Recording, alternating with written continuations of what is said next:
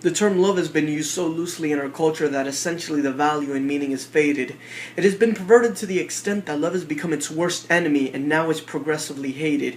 People seek a love that can be defined with the deaf listening to the blind, because there was one that loved himself so much that now he causes and is the confusion of mankind.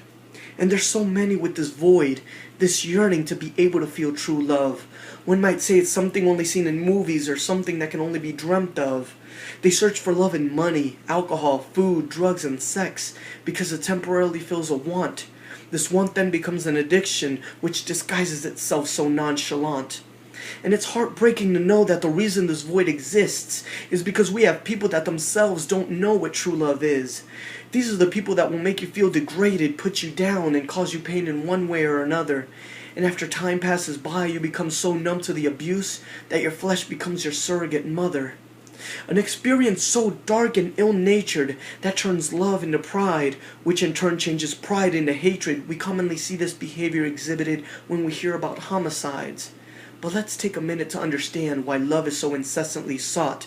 See, as humans, we were created with a desire to love and a need to be loved before we were conditioned and taught. An emotion that causes joy, peace, a change in behavior. The feeling itself indescribably perfect as it winds and binds itself around the heart's equator. Once this emotion is felt, you grasp onto it as if it were your last breath. Though many know, few will experience the fact that love doesn't experience death. So let me tell you what true love is. Love is patient, love is kind, it does not envy, it does not boast, it is not proud, it does not dishonor others, it is not self-seeking, it is not easily angered, it keeps no record of wrongs. Love does not delight in evil but rejoices with the truth. It always protects, always trusts, always hopes, always perseveres. See, love is more than just words. It's not one noun but multiple verbs, but some are so stuck in their ways that I think it's time they cut their umbilical cords. Now let's take a look back at history. What has been the greatest love action of all? A man that took upon himself the sin, the death of every generation so that those that believed in him would be able to avoid their own downfall. Love. Love is when you see the humanity you created hate you and despise you, and out of your great mercy, you sacrifice your own son even when you realized there will be generations of controversy.